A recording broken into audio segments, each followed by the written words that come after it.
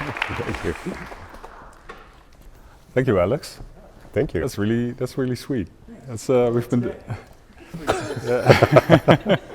Yeah. So you've been traveling also to the Netherlands with your students from the graphic design department from this school to basically do some sort of tour of some Dutch design studios, and also in Belgium, in Brussels, you visited studios there as well. So we met a bunch of you already. Was it last year or the year before? No, the year before. And we were constantly discussing that we should, if there were ever a chance to actually come to your school and see the place where you do this work, we would, seize upon it. And so here we are. So we drove from Chicago yesterday all the way here. We really enjoyed it. Wisconsin is beautiful. Thank you for having us. We're having a blast.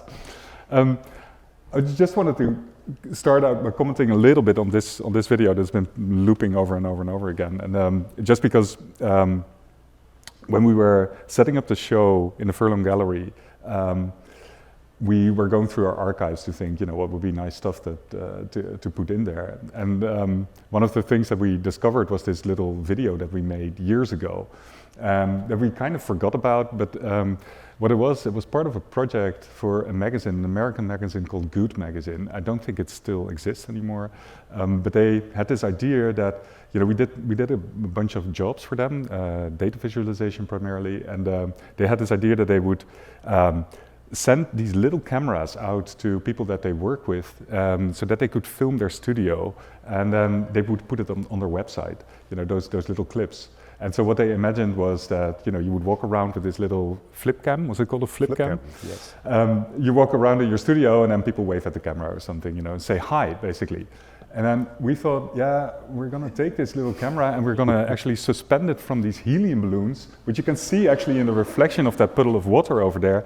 And we're going to fly it over our studio space. We're working from an abandoned schoolhouse at that time.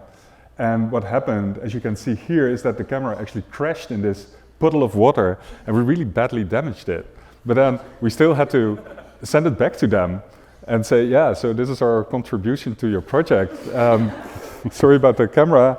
I think it was still working, but anyway, it was. We were a little shy about it, whether we should actually send it back. But I think that they published a video and everything.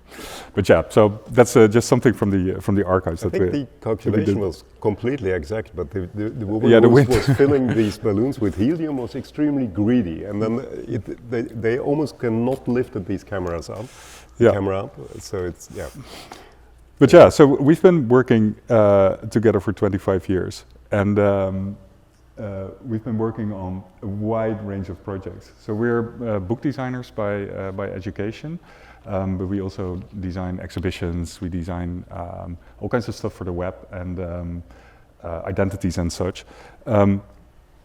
But I think that one thing that we kind of specialized in over the years, that we do a lot of data visualization and also a lot of cartography. Today we had the opportunity to do a small cartography website exercise with a bunch of students, which was a lot of fun. It's a practice that I think that is sort of wide-ranging, but if there's anything that sort of underpins all of it, is that we're really interested in tool making. We're very, very much interested in the tools that we use, and we create our own tools to do our design work with. There's a thing about creating your own tools that is both super exciting and very challenging. One thing is that you have the opportunity to go to create new technologies and sort of new methods of expression. But then when you do that, when you create your own tools and it's new to you, you're actually not good at using it. And so when you do client work, that can be a challenge. It's a big challenge to say to a client, I'm going to invent a tool for you. I have no idea if it's actually good or not, and I'm going to use it to do a job for you. And so that is something that we've been trying to incorporate in the right way into our practice, to keep sort of inventing these new tools and also inventing new ways of working with them. The first project that we want to show you is actually a type family that we designed. The very first one that we did. We designed typefaces before that, but this is the first family that we did. It has a monospace style and a regular space style, and also some pattern font styles that we'll talk about a little bit more.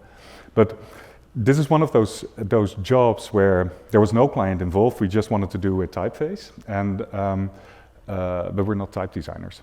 So how do you embark on that? How do you kind of have the guts, I guess, to do it? Because it's a highly specialized thing, no? And so we were looking for stories that might inspire us to do to help us in creating a typeface, but also kind of gave us permission, to do something that you're an amateur at, basically. And we looked at the work of this woman. She's called Marjorie Rice. She lived 1923, 2017, and she was American, and she did incredibly important work in pentagonal tessellations. This is a part of geometry. We will talk about a little bit more about what that actually is. But what is really important to know is that she wasn't a mathematician. She was, in the 1970s, she was living in San Diego. She was a homemaker. She was a mother of 5.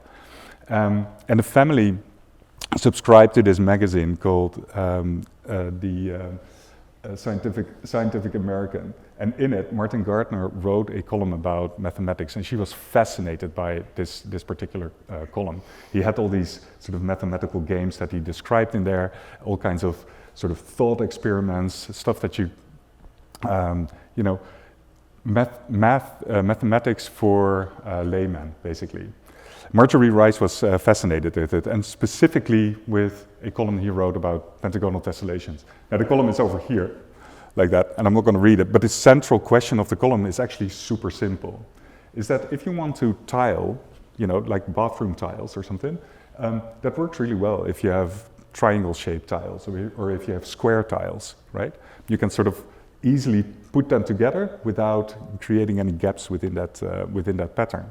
Even if the triangles or the quadrilaterals are skewed, there's always a way that you can sort of flip and rotate them and create a pattern that does not leave any gaps. But pentagons don't do that. When you have a regular pentagon, like you see on the right in red, that leaves gaps. And so there's only a limited amount of pentagons that can actually do that particular trick. And at the time when Martin Gardner wrote the column, 8 types of pentagons were discovered by previous mathematicians. And these were the types. Interestingly, these mathematicians who did this, so there was Karl Reinhardt, Richard Kirchner, Richard James, they kind of felt that the problem was solved, that these were the only types of pentagons that you could tile. But they never delivered any proof, because they said, that's just going to be a lot of work, to prove that these are actually the only ones, that there are. And Marjorie Rice read about this column and read about the fact that there was no proof, and she thought, oh, hang on, I'm going to figure this out. I'm going to see if I can find more pentagons that can actually tile the plane. And she started this analysis. Now, I don't want you to worry too much about this particular slide. I'm not going to go in total detail. But the first thing that she did is, because she wasn't a trained mathematician, she had to come up with some sort of symbolic notation system herself in order to analyze all of the existing tiles. So she created these pentagons. This is her handwriting. She created these pentagons and started doing an analysis of, whether certain angles or edges were identical, in length, or the angle was identical, and she tried to figure out if there was any irregularities in that. Pretty soon she understood that it's not so much about a single tile, but it's actually how tiles relate to each other, and she came up with a notation system for that. In this case, she drew green lines between angles that actually meet each other within a pattern. We know from her writing that she used colored colors. It's not black and white that she used, but we never could find the original sources. But from her writing, we can infer those colors. And then that translated, for example, in patterns, in a pattern like this. Through this analysis of hers and the language that she created, the visual language that she created to do this, she was able to sort of super methodically go through all kinds of possibilities within these tiles. And only within a few months, she discovered a new type, the type 9. So there was 8 previous tiles were discovered, and she discovered a new one. Only in a matter of months, where these real mathematicians before took decades to figure out these the 8 types before that, or even over a century, they were working on this thing. Now, the type 9 that she discovered had one really interesting quality, and you can see it over here in this animation, is that all of the edges are in equal length except for one, and that one has an arbitrary length. It can sort of move like that, and that means that that tile is super dynamic. And so she wrote back to Martin Gardner and say, I think I got one. You know, I got a new tile. I got the type 9, and he wanted to check. And so if that were actually true, and he sent it off to the woman on the right, which is Doris Schatzsnyder, and she was actually a mathematician who was her specialty was this type of tiling. And so Marjorie Rice here is on the left. Doris Schatzsnyder is on the right. They started a correspondence between the two of them where they were exchanging these ideas and trying to figure out whether they were discovering new tilings or not. And yeah, so Marjorie Rice did that. Doris Schatzsnyder was able to confirm the results, and there was a new tile was discovered. And so this whole field was sort of blown open again. Now, we really like those type of patterns, and we really like the thinking that goes into it, and how you, even if it's not exactly your field, you kind of jump on it and sort of figure out a way to deal with these things. Now, but we were going to make a typeface, right? And so the first thing that we came up with, that we might do something like this, where we would take that tiling that she discovered, that can change shape, right? Because one of the edges is varied in length, and then we would create some sort of like a bit typeface. You know, something, you know, these typefaces where they're all made out of little pixels, basically. But then we would have one that sort of breathed like that, sort of suitable for animation, and we kind of liked it.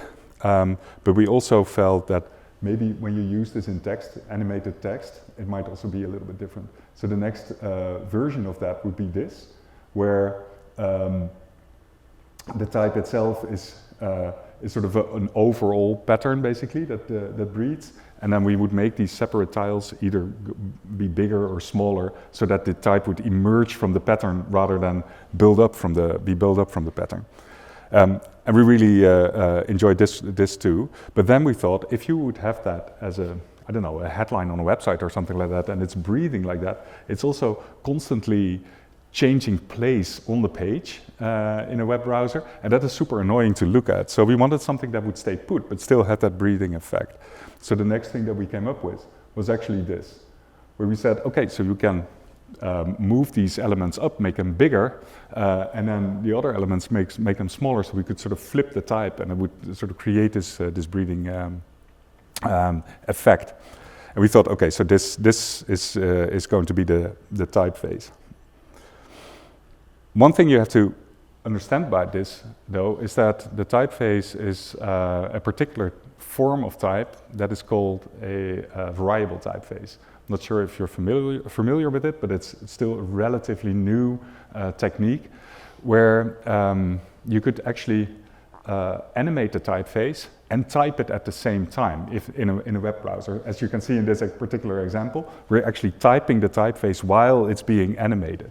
And that is, that's kind of cool, because if you use that type of animation on a website, you know, search engine can still read it. I mean, it feels like you're looking at sort of frame-by-frame animation, but what you're actually looking at is at the typeface that has the animation embedded in it. So that was what we came up with.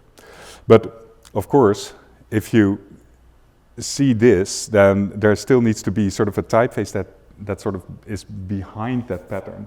And so this is we created this monospace typeface that if you would change the weight of it, when you make it lighter or bolder, it wouldn't actually change the width. So all the letters would sort of stay in place, and but you could sort of scale through it.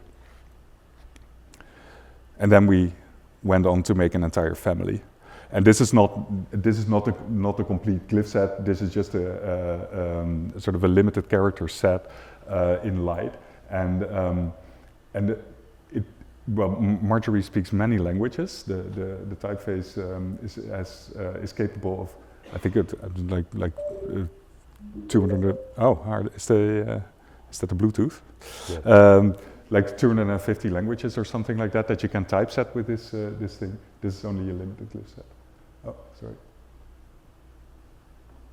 We made one we made a style that is a regular space, but then also a monospace width. And then we created these pattern fonts that we just talked about. Now, one thing that we thought of when you would have animations is that there's that moment, when you fade through the sizes of these tiles, that all the sizes have all the tiles have an equal size, and so you can also change the word that is there at that moment. So you can sort of fade between different words. So again, this is not an animation that is sort of a frame-by-frame animated thing. It's actually the typeface that is being animated, or the typeface is doing the animation as well. And if you start layering things on top of each other, the animation that you can create with it becomes more and more complex and sort of almost fluent in a type of way. The very first time that somebody actually, so we published this typeface as a family with a small publishing house, font foundry in Berlin called Show Me Fonts, that is run by Bernd Vollmer. The first time somebody actually bought our typeface and used it, it was a Dutch designer called Remco van Bladel, and he used it for this identity for Rhizoma, which is arts biennial in Belgium. And he used it in exactly the way that we thought you might want to use a typeface like that, where you start layering this type on top of each other and use the ability of scaling up these elements in it like that. We created these animations that kind of do some similar things that we were doing with it, which is quite nice to see. We were able to use it ourselves. This is a publication that we did last year for the Dutch government, and it's a big report about the demography of the Netherlands for the next 25 years, and it was a really big research that was carried out, but the report itself is sort of it's pretty dry, right? So it's just scientific texts basically about how our population will grow, how we will grow older, how we will grow more diverse, how the development will play out over the next 25 years. And so what we wanted to do within the design was actually add some color to it, that it would pop in certain spaces and give it a bit of a spark. And what you see here is that we use the way to, where you could make the type bigger or bolder or lighter without changing the weight. We did that here, and then changed the color of every single layer within the design. Here are a couple of more pages from that.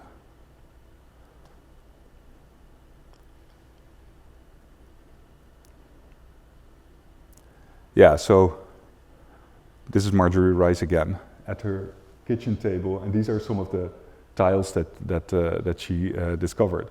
And we think it's very nice that she was able to do it to work like that. None of her family, by the way, was aware of the fact that she was doing this. She did this sort of, when the kids were off to school, she was doing this on the kitchen table. As soon as people came home, she hid the work. But because it got published through the channels of Doris Schatzsnyder, she became world famous in this very particular region of math. And her her tilings were actually installed in the lobby of the American Mathematical Association. So there's like a whole floor with her tiles over there. And she visited a sort of mathematics convention, on this type of tessellations. And so the entire world, the most famous mathematicians from all over the world gave her a giant standing ovation when she came in. She's world famous in that particular niche, let's say. One last thing about that type family is that it was the first time family that we designed, but it was also the first time family that we wanted to sell. So we published this, as I said, with Bernd Vollmer, and then we were looking at ways to maybe create some interesting interest around this. And so one of the we designed a little website for it, and this was one of the pages. There's this knot. We're a little bit obsessed with knots. We'll talk about that later. And it's this three-dimensional knot where the type is actually on it, and through augmented reality, you can place that in. You can film that object within the world, right? So just with your phone, and so we use that as a sort of a campaign, and surprisingly many people actually started sending us these little films of places where they would put the knot in a hockey field or something like that, and or it's nice on their desk or wherever they were. They were placing these knots and sending us these videos in, which was quite nice. Right. We have another helium balloon film. This one was made in Basel, in Switzerland. We were doing a workshop there with students for a week or so, and we asked every student. Maybe we can do this workshop also here once. We asked every student to bring 50 items to the workshop, but actual physical things. And it could be big things, could be small things, but it had to be 50 physical items. So, some of these students just basically emptied their bag, on the table. But there were also people who brought in bicycles, big filing cabinets, all kinds of rugs, all kinds of stuff they brought into the workshop. And then we asked them to create organizations with them, and then they were really hard at work, and Daniel and me were basically spending the entire week calculating how much helium balloons it would take to float an iPhone over this field that they were working in, and we created this little video of that. So here, all the students working. It's quite nice. This is their auditorium. There, it's just a crazy place, and I think that this was at the first day of the workshop, and we just organized it from small all the way down there to super big somewhere in the center. One more slide about teaching. So we teach at the graphic design program in Arnhem at the Artes University of the Arts, and this idea of tool making is very much ingrained in how we teach our classes. We think that tools are never just a means to an end. If you pick any tool that you work with, it's actually a design decision, and so you have to consider it very carefully. And so what we do with our students is that we ask them to create all kinds of methods of working, basically, from the start of the project.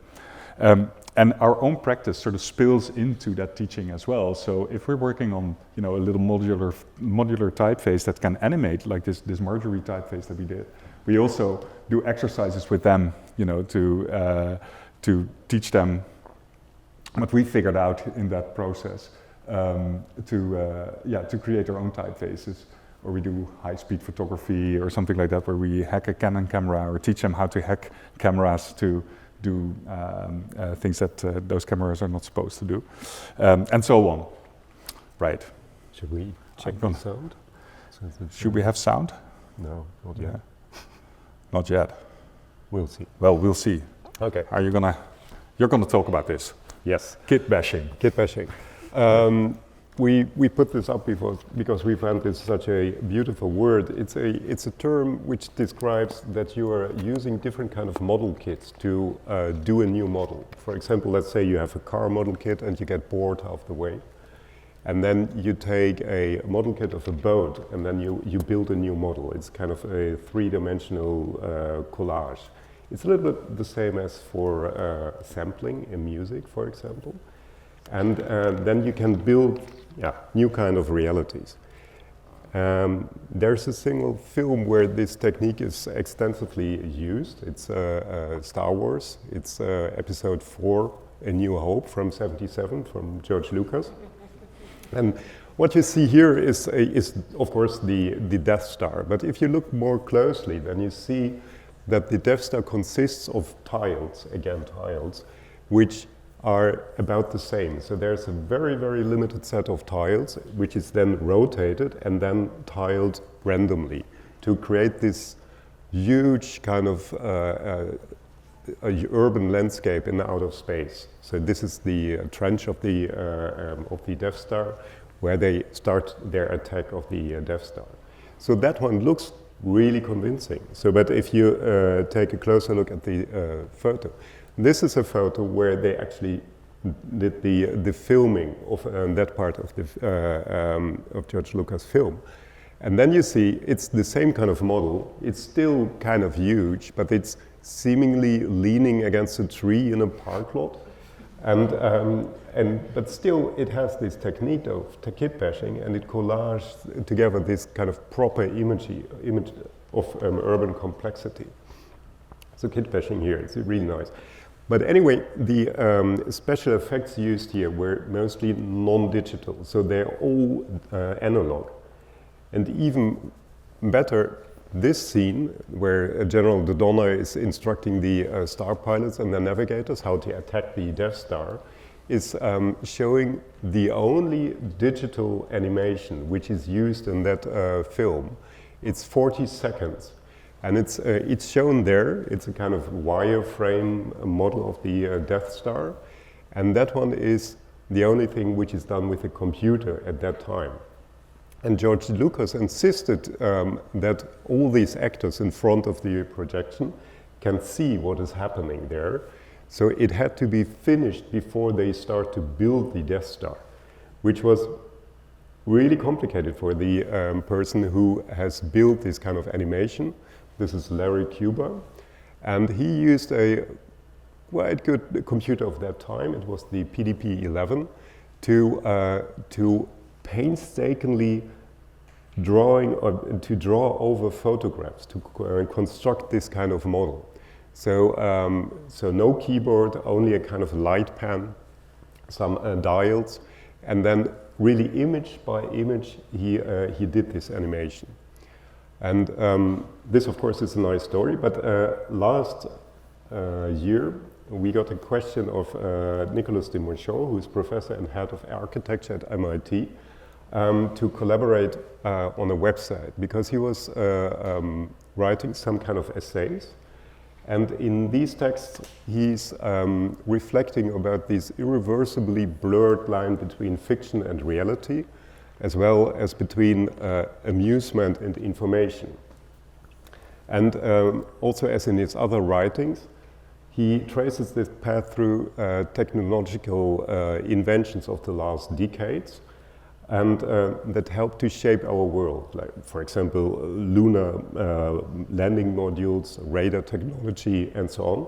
And, of course, also special effects in films, such as in Star Wars or also Space Odyssey of Kubrick. And since he wrote a lot of text, we wanted to make a really kind of super simple website where you basically just scroll down and then you can read the text, because it's a lot of text, and then you just have to scroll. And then there's some kind of quotes in it, and you can switch between the different kind of essays there. And towards the end of the text, you get footnotes and so on. So for that, it's quite straightforward. But most of the images Nicholas wanted to show were copyrighted. So we had to do a kind of slightly different approach to show these kind of images. So we were asking ourselves, what is the lowest level of realism we can use to show these images on screen? So we can show a kind of 3D volume on screen. We thought, also we knew that Larry Cuba example, of course. We thought we could use some kind of light dots, like on a cathode screen, for example, to show, for example, landscapes or to show objects and so on. And we started to think around and to do that. And then we also did this mini, very rude model of the Death Star. And we were quite happy because 47 years later, we were able to do this in 10 minutes. And not in months. So it's not that we are so smart, but also that because technique evolved so fast in these times in between.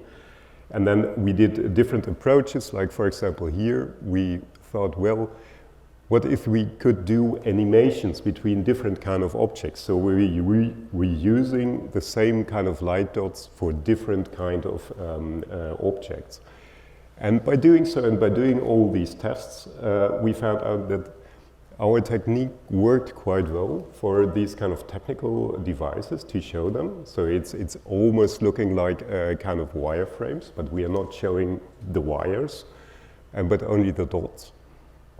And the most interesting thing of these things is that one, of course, this one is a film, but that it's a 3D model. So you can put this 3D model on the website. It's kind of small, so it's like a 1.5 MB, 3 MB maximum. And it can show 80,000, 90,000 dots. So, and you can turn it around by yourself. And as you can see here, for example, it's here it's as if the website is scrolled down really kind of smoothly. And then by scrolling down the website, all these animations are happening. So it's not just that as QuickTime is played, but that really these kind of dots are animated on your screen. This is a model of the discovery of Space Odyssey of Kubrick. And then Nicholas also is talking about different kind of movements. So like these kind of linear movements along things. Also this one is really nice. It's a linear movement on top of a lunar landscape. And it worked quite well. And then towards the end of the essay, he's also talking about Star Wars, and then these movements get more complex and more difficult to show. These are animations which are quite easy because we found models and we also did some models by ourselves. And then we converted them to these kind of little dot clouds. But there was some, another film I want to show you here. And it's, we just let it run for a while because it's such a strange film.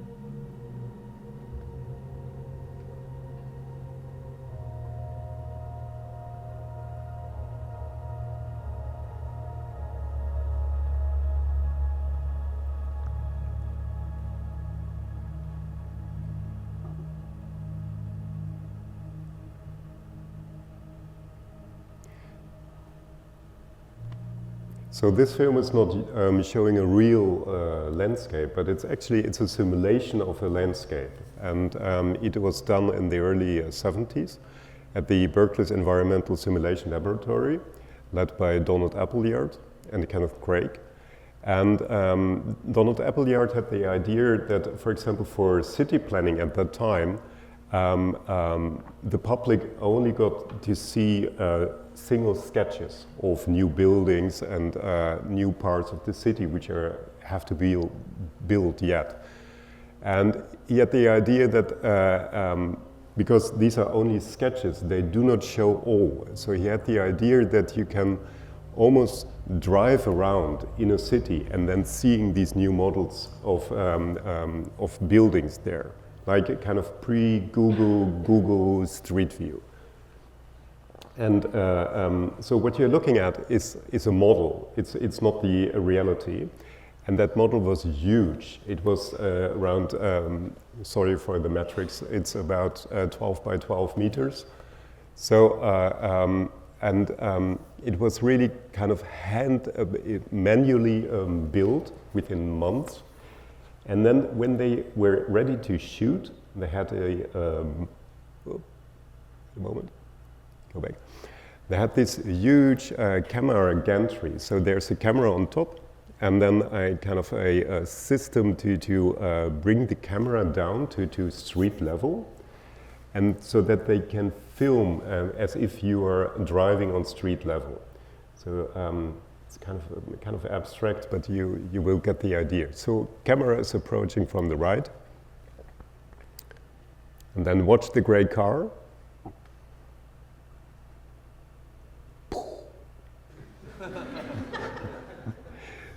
But it doesn't matter because the car is already filmed. This camera was actually navigated by the same kind of computer because it's also around the same time of Larry Cuba, so it's again PDP-11. So the computer moved the camera and then shot one keyframe, and then moved the camera, shot one keyframe, and so on and so on. Actually, the cameraman who was working on these things later worked for Star Wars. So it's, but then when we have seen this, and then we thought, oh, it would be fantastic to use these kind of light dots to show these little cars. And then, of course, we knew these kind of things. This is a LiDAR scan, so it's a laser ranging method.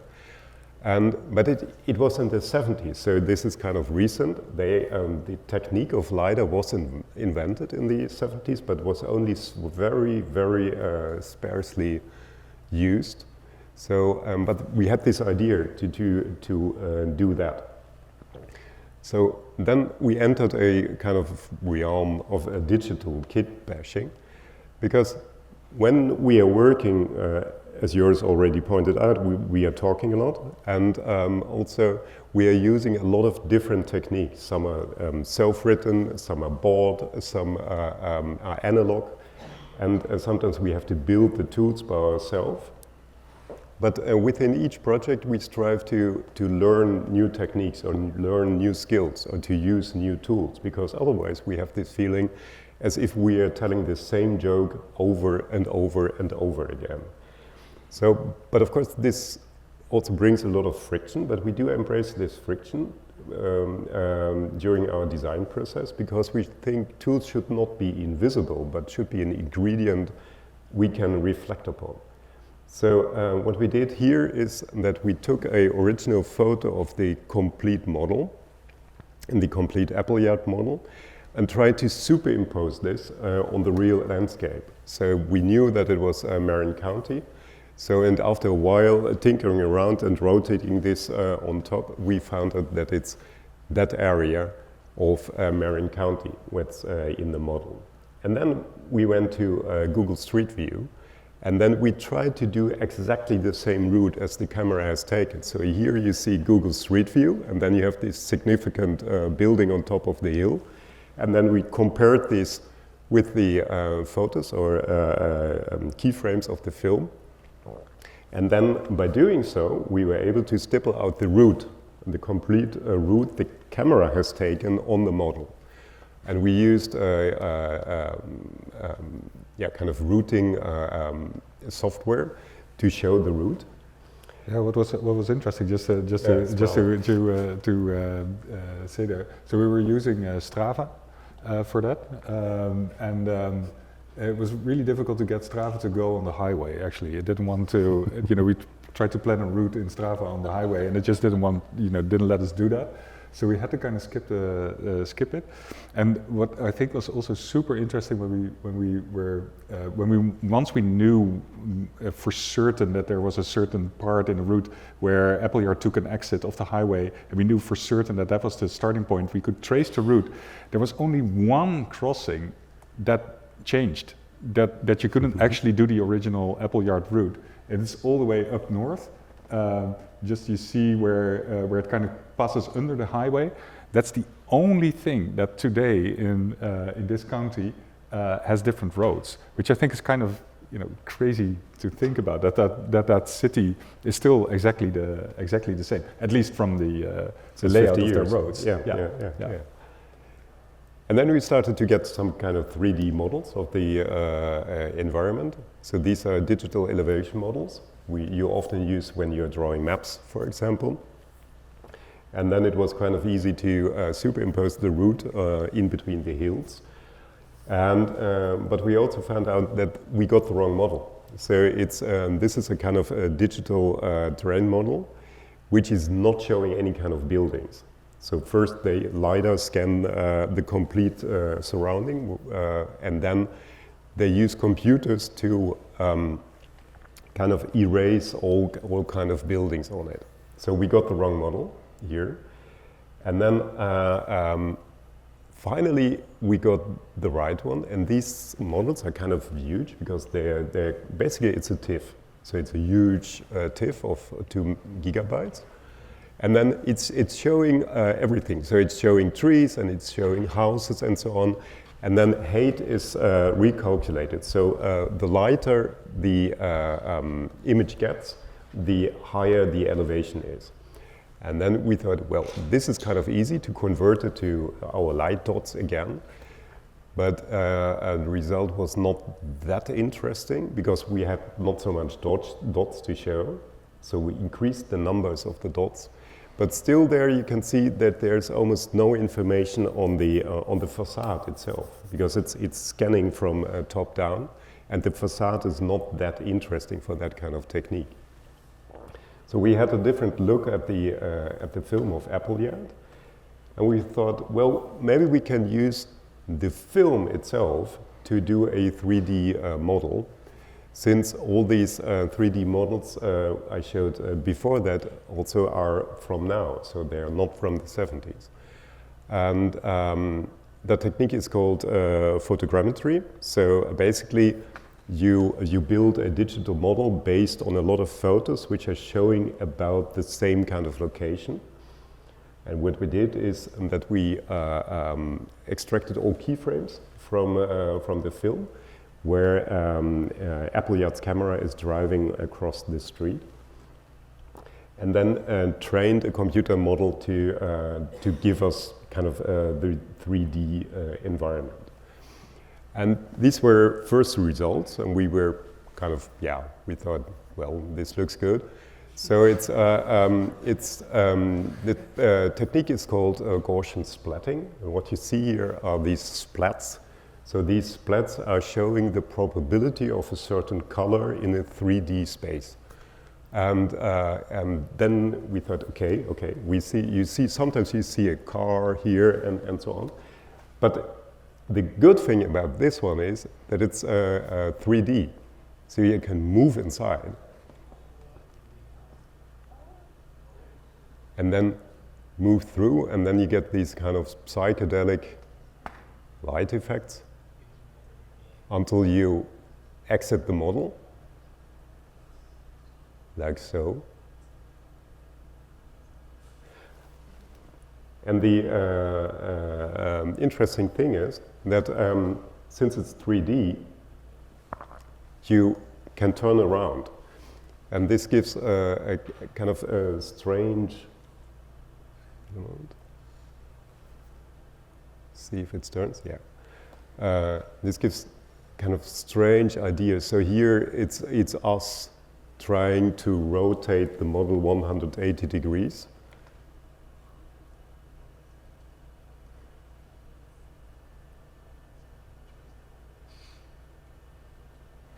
And we really like that one because it almost looks as if you're looking back. So you're kind of not looking into the future, but you're looking backwards. The same kind of car. And then after having done so, we again recomputed this to get our dots again. And this was the final result for that one. It's a kind of mini trailer for the website.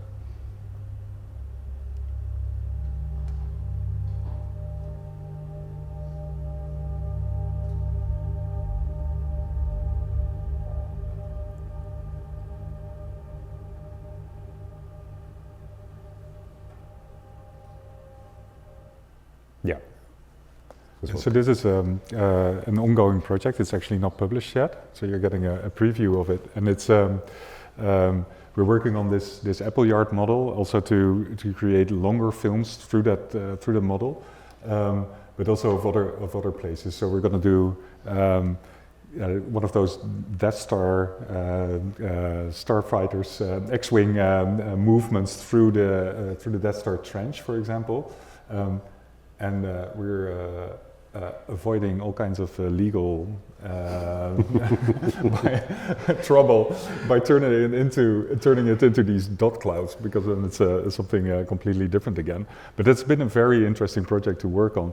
To also, I think the first project that we used AI in a meaningful way to us when we created, when we took all of these images, like hundreds and hundreds of frames from this Appleyard film, to then train a model to actually create the 3D space was actually kind of magical to do.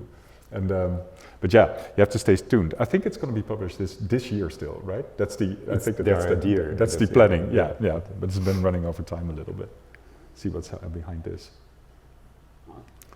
Yeah, so we have you can see some of our work in the Furlong Gallery at the moment, and there's a couple of these prints are there as well, and they're part of a larger series of screen prints that we've been working on for a few years now, and they all involve mathematical knots. So there's.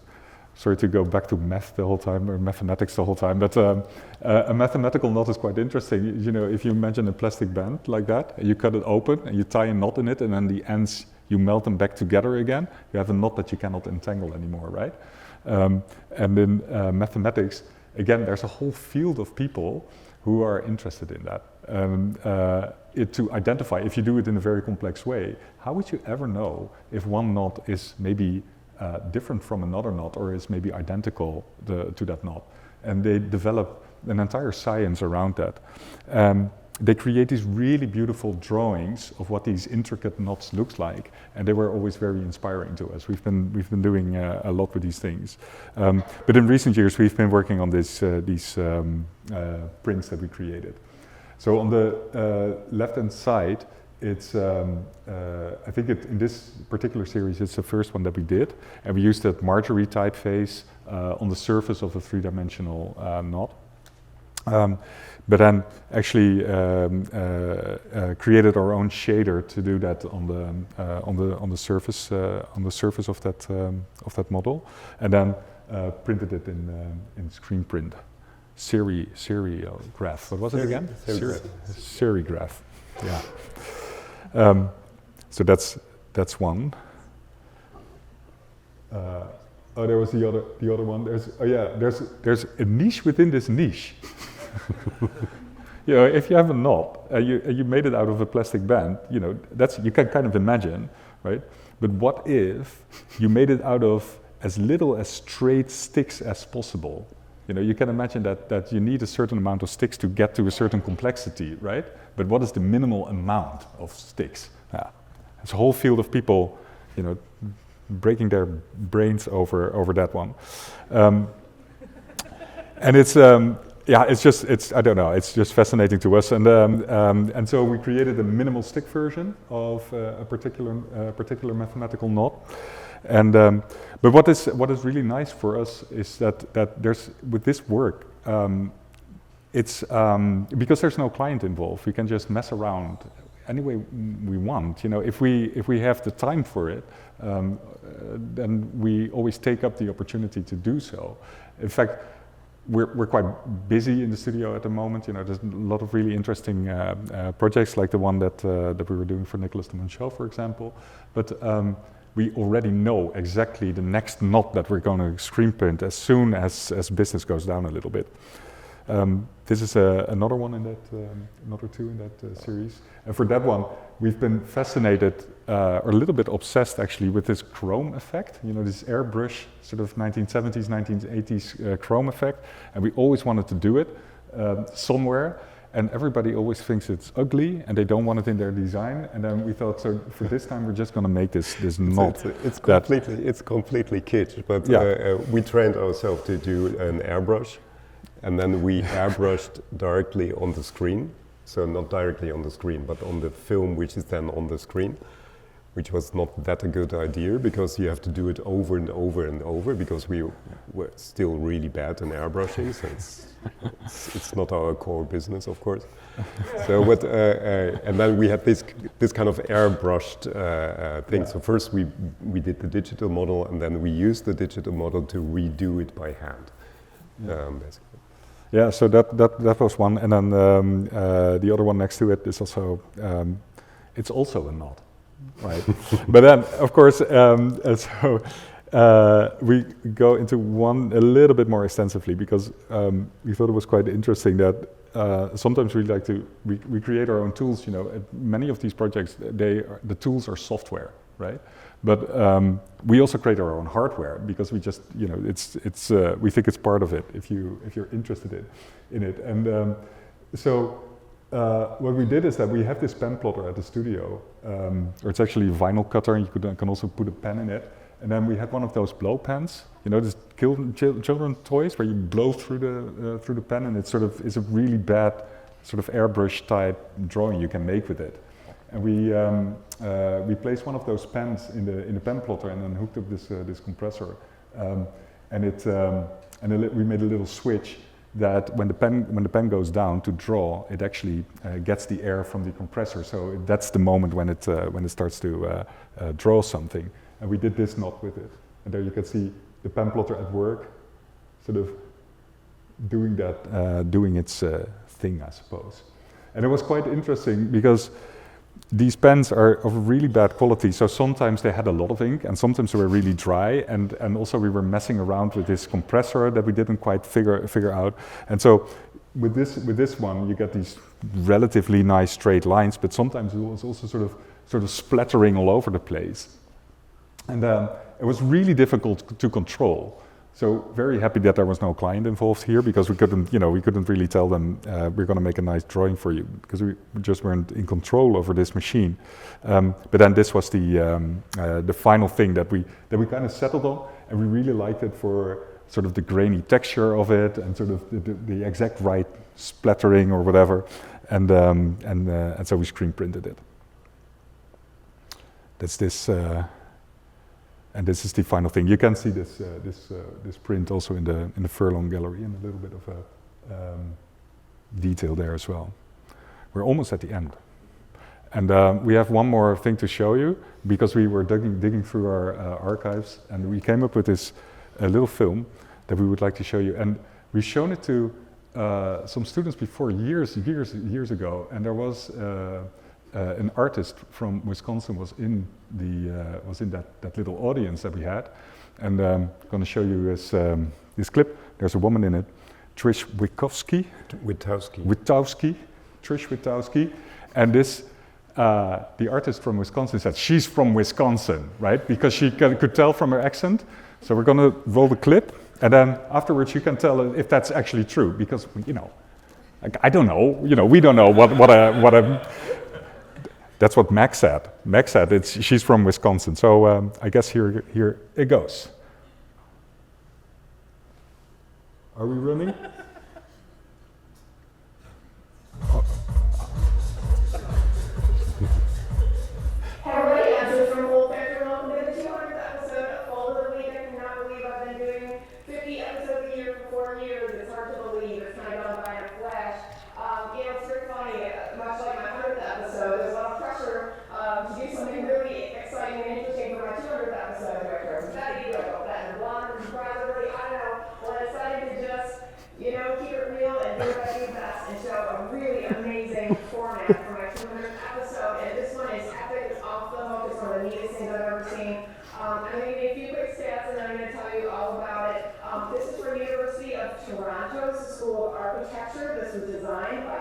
Catalogtree in the Netherlands and also produced in the Netherlands.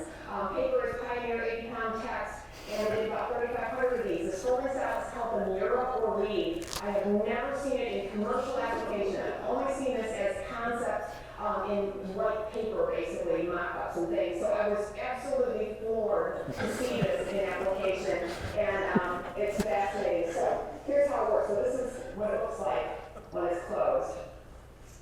Okay, and the nature of this fold, a real history, but is that it opens in one smooth movement and closes in one smooth movement into a poster, basically. So watch this.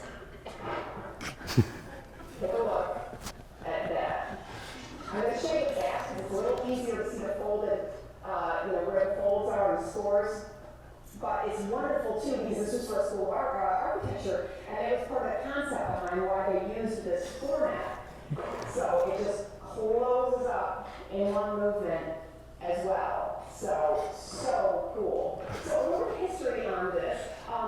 This folded format was created by and named after a Japanese astrophysicist. It was developed specifically for solar panel arrays on Japanese satellites. And it's actually called rigid origami when they use rigid material and hinges to mimic the movement of paper. And so when you apply, they applied this to solar panels, but then they also can apply it to paper. So just fascinating. So these were printed, scored, hand folded. As I said, they did 3,500 of them. Just amazing. This is part of a poster series, actually, that they produced at the University of Toronto. I just think it's one of the most amazing formats I've seen. So I hope you like it. That is just a super cool fold of the week. I want to take a moment to thank my longtime sponsors of Fold of the Week, Satisfying Paper. I didn't know what I'd do without them. I also want to thank all my Fold Gathering sponsors for supporting me and for all my viewers who come back every week and share my videos. So thank you everyone. Thanks for watching. So 60-second fold of the week, Nieuwe or Reed. Forward to your friends and colleagues, keep the dialogue going. Viewers, please send me your folds. If I use them, I'll send you free stuff. Visit Fold more items, inspiration, remember, think and shake it again. I'll see you next week. Bye. There you go. Thanks a lot, guys. That was it.